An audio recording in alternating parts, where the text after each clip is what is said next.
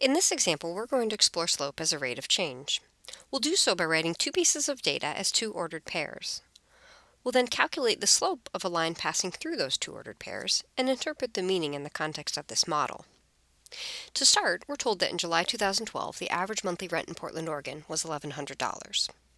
By July 2017, the average monthly rent in Portland, Oregon had increased to $1,669. So, in order to look at the slope between these two data points and interpret it, we'll write ordered pairs, making sure to pay attention to the units we use, and then we'll calculate the slope and interpret it. So we'll state two ordered pairs of the form year average monthly rent in dollars. And so the first one, we have July 2012, and we're only asked about the year. Notice that both of these are July. So when we calculate the difference in years, it will be an exact number of years. So first one is 2012. And then average monthly rent in dollars is $1,100.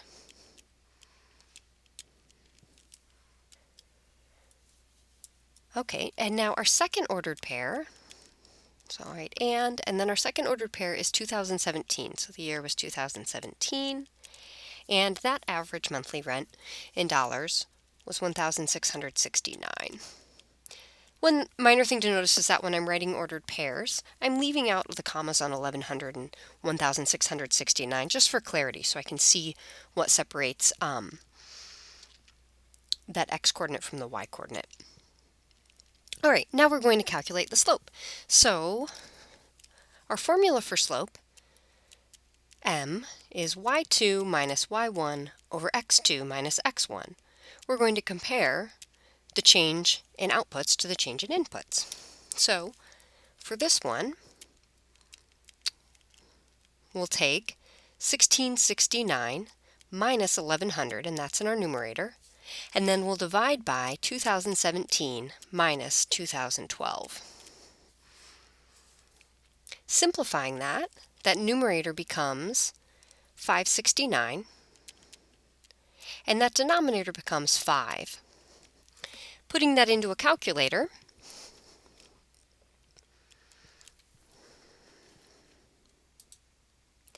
I'm going to take 569 and divide it by 5.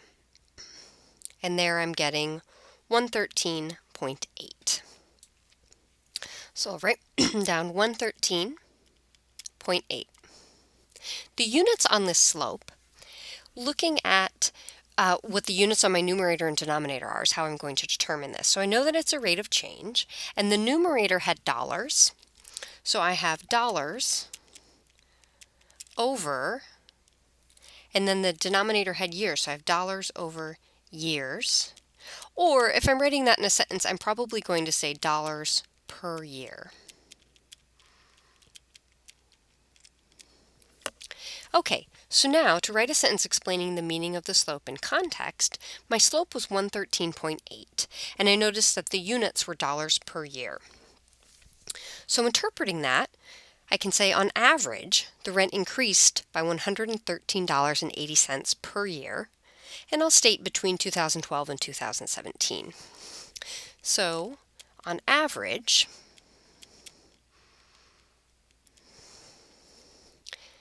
the rent, and I'll add in Portland, Oregon. So the rent in Portland, Oregon increased by $113.80. Notice that, let me finish here.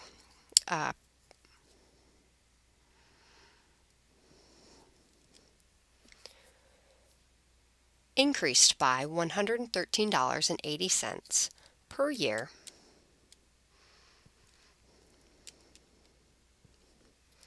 between 2012 and 2017.